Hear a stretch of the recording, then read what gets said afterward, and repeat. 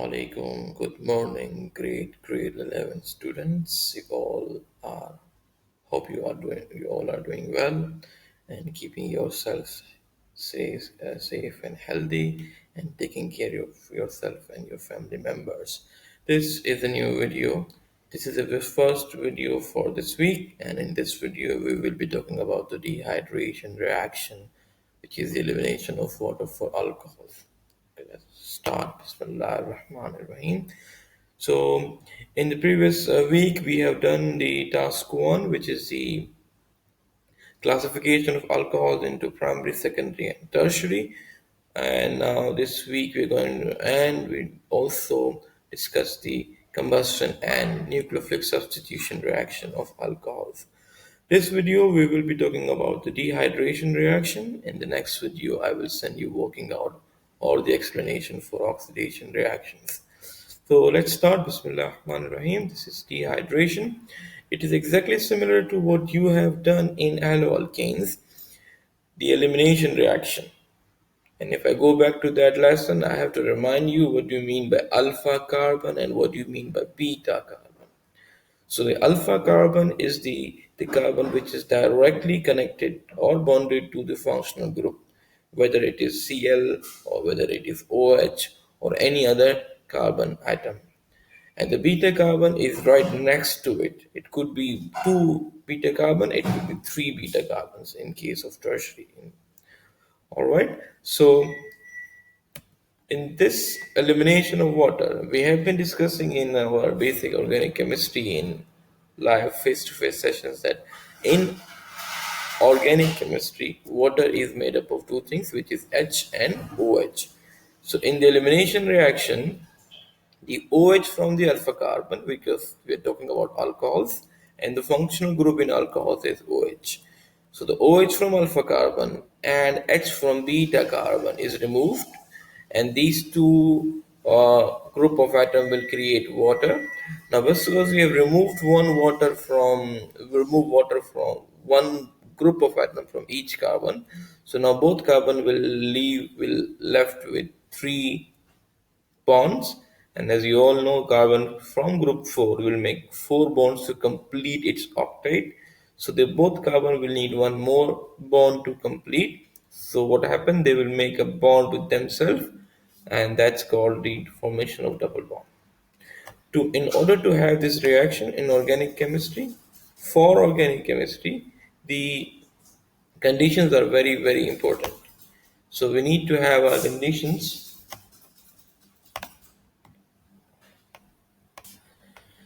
So the conditions, we need to have a dehydrating agent, and there are three possible dehydrating agents.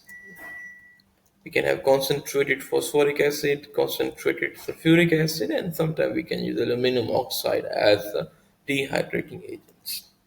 Alright, so the reaction is very simple. When you remove water from alcohols, you're left with double bond, which is alkene. So the main reaction is alcohol goes to alkene plus water. Let's do some examples and then we will do some other continuation, right? So let's an example of propane 2-ol. All right, so let me open my note. So propane 2-ol, we need to dehydrate propane 2-ol. So when I look at propane 2-ol, it's actually 3 carbon atoms, and on the second carbon atom we have OH, and remaining 2 carbon atoms will have hydrogens connected to them, one hydrogen here. Now from the conditions I can tell it is what type of reaction. So concentrated phosphoric acid is a dehydrating agent. So what will happen, it will remove water, and you know how to remove water. OH from alpha carbon and H from the beta carbon, because this time the beta carbon has same, this left right carbon have 3 hydrogens, left carbon have 3 hydrogens. It's a symmetrical molecule, so we don't have to worry about any ambiguous cases. So these two things will be combining together to give you water plus, and what will happen at the end, there will be a double bond between these two carbon atoms. So I already had three carbon atom. This first carbon will had three hydrogen, second had one, and also have two. So what will happen at the end? They will make a double bond between themselves. So you can see the name of the product is an alkene. So because it's three carbon atom, so the name of the compound will be propene. Correct?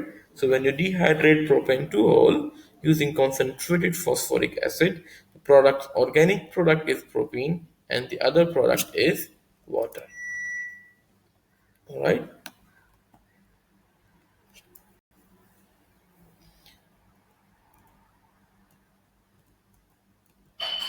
Okay, now let's do some reverse problem that I always explain you. Reverse problem are the one where you can understand, you can check your understanding.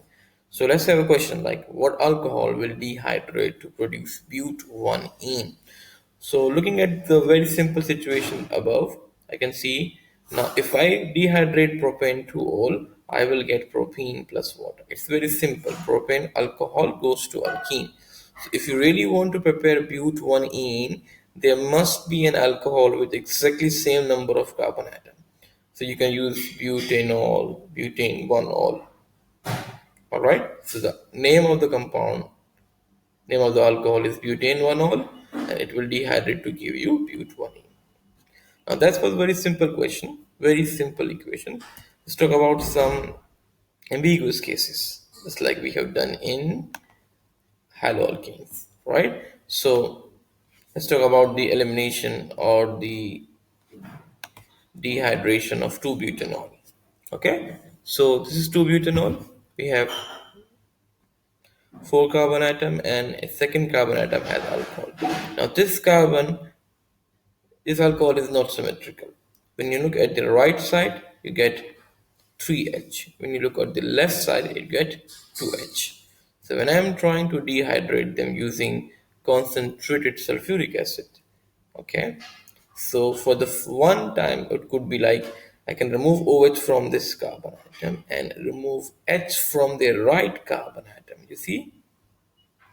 So the name of the double bond will be between first and second carbon atom. So the name should be but1ene. Now I can have another product which is I remove OH from this carbon atom, H from the left carbon atom. Okay, so the product should be the double bond will be between second and third. So the product will be 2-butene. Now we need to look at the product. Now the same rule as elimination of haloalkanes. So the first one will be minor product. Second one will be major product. And the same rule because the major product, why major product? Because we have removed hydrogen from the carbon having less hydrogen. So hydrogen will be removed from the carbon having lesser number of hydrogen. In a short way, I can say poor get poorer. So we do have the ambiguous case in elimination reaction of alcohols, and the rules apply the same. The hydrogen will be removed from the one carbon which is having already less hydrogen atom connected. That's for major, and for minor it will be opposite.